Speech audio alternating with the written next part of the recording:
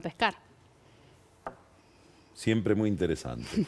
Igual que Camila, que siempre es muy interesante. Vamos a ver si hoy también es muy interesante. Vamos a seguir con la prensa. Yo voy a seguir en el mismo tema. Y voy a arrancar con una cita de un político hablando de la prensa. Se las leo. Estamos asistiendo impasibles al brotar continuo de este chorro de inmundicia que sale de las imprentas, corre por las calles y llega a los hogares con sus difamaciones a gran orquesta que desvían al alma argentina de sus viejos ideales generosos.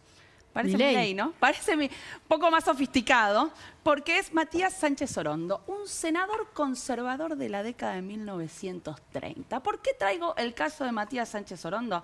Porque la década de 1900... Tengo un amigo que es Matías Sánchez Orondo. Tenés un Matías... Qué casualidad. Hay que ver qué no creo que sea este, pues sería muy mayor. No, este aparte usaba también algunas palabras... Es descendiente de este. Decía como, por ejemplo, que los periodistas son chantajistas, gangsteriles, inmorales, ¿no? Muy empecinado en contra de la prensa. Apasionado contra la prensa. ¿Y por qué traigo este caso? Porque 1930 es un punto de inflexión en la historia argentina en la relación entre el Estado y el periodismo. Voy a retomar acá los argumentos de un historiador que se llama Juan Buonome, que tiene un artículo que se llama La prensa como símbolo y práctica de la libertad.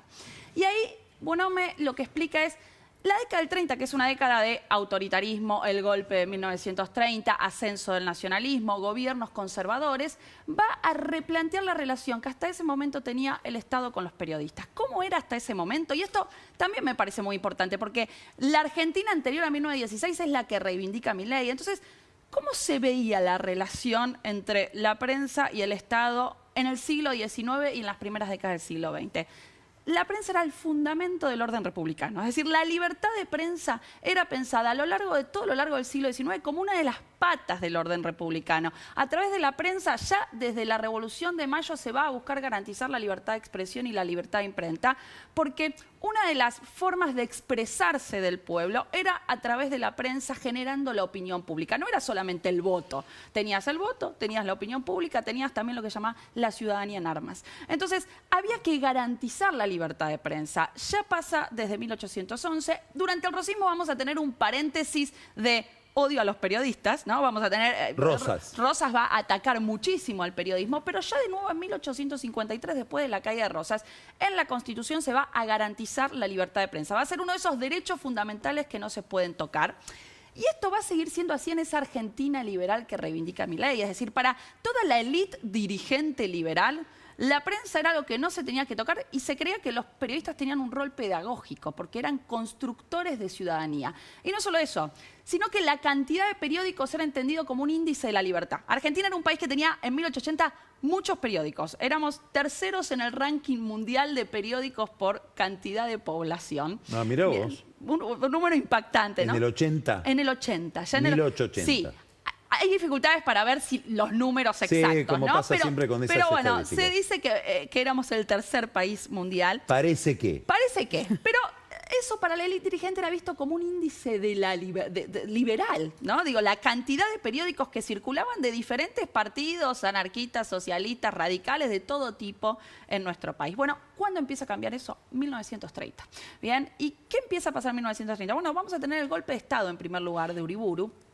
Con Uriburu se va a crear dentro de la presidencia una oficina de prensa que lo que va a hacer es monitorear todos los periódicos. Eso no existía antes de Uriburu. No existía antes. Esto es un cambio radical. Digo, se empieza a erosionar los fundamentos de la libertad de prensa. Se va a empezar a monitorear la orientación ideológica de cada uno de estos periódicos. Y después, cuando viene Justo, se intenta... Bueno, ya con Uriburu se empieza a perseguir activamente a los periodistas. De hecho, Natalio Botana, el dueño de Crítica, va a tener que irse durante el gobierno de Uriburu, después vuelve.